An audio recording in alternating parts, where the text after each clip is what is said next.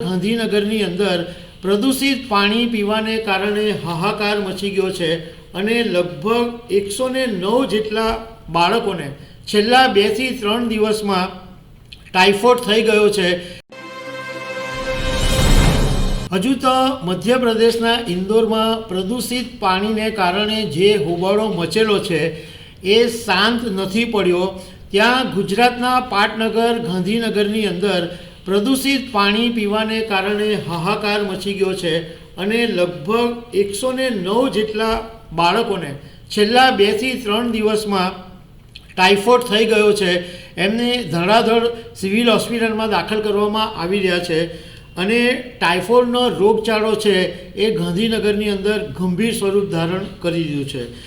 ગુજરાતના મુખ્યમંત્રી ભૂપેન્દ્રભાઈ પટેલ એલર્ટ થઈ ગયા છે અને એમણે આદેશો પણ આપ્યા છે। તો આના વિશે હું તમારી સાથે વાત કરીશ। મારું નામ રાજેશ શાહ છે અને તમે જોઈ રહ્યા છો ગુજરાતના સૌથી મોટા ડિજિટલ ન્યૂઝ પ્લેટફોર્મ ખબરછે.com।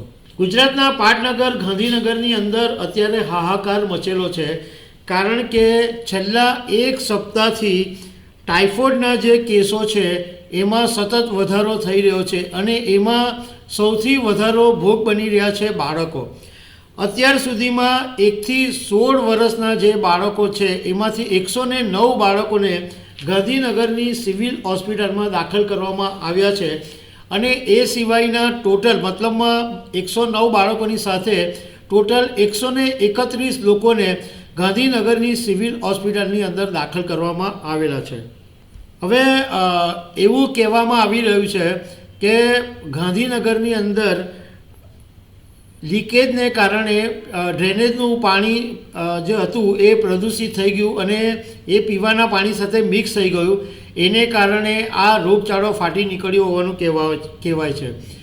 આમાં સરકારી અધિકારીઓની લાપરવાહી બિલકુલ સામે છે, પરંતુ આમ છતાં પણ એમની સામે કોઈ પગલાં લેવાવાના નથી કારણ કે આની અંદર એવું જાણવા મળ્યું કે ગાંધીનગરની અંદર મેઇન ડ્રેનેજ લાઇનથી ઘરના જોડાણનું કામગીરી ચાલી રહી છે અને એમાં એક પાણીની લાઈન તૂટી ગઈ છે અને આ વિશે પ્રદૂષિત પાણી આવતું હોવાનું ગાંધીનગરના રહીશોએ અનેક વખત ફરિયાદ કરી, પરંતુ એમનું સાંભળ્યું નહીં।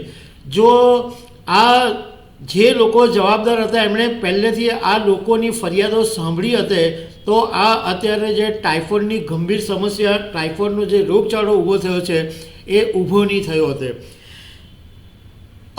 ગાંધીનગર સિવિલના સુપ્રિન્ટેન્ડન્ટ ડૉક્ટર મીતા પરીખે મીડિયા સાથેની વાતમાં એવું કીધું છે કે સામાન્ય રીતે ડિસેમ્બર મહિનાની અંદર ટાઇફોઇડના કેસો આવતા નથી હોતા, પરંતુ હમણાં અચાનક ટાઇફોઇડના બહુ બધા કેસો આવી ગયા છે, તો દૂષિત પાણીને કારણે આવું હોઈ શકે છે એવું ડૉક્ટર મીતા પરીખે કહ્યું છે।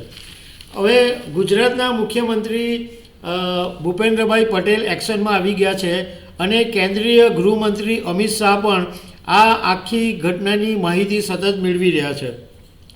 મુખ્યમંત્રીએ આજે રવિવારના દિવસે પોતાના નિવાસસ્થાને આરોગ્ય વિભાગના અધિકારીઓ, કલેક્ટર, મ્યુનિસિપલ કમિશનર બધાની સાથે બેઠક કરી અને મુખ્યમંત્રીએ સૂચના આપી છે કે પાણીના સેમ્પલિંગની પ્રક્રિયા તાત્કાલિક હાથ ધરવામાં આવે અને દરેક સેક્ટરની અંદર ક્લોરીન અને સ્વચ્છતાની તપાસ કરવામાં આવે।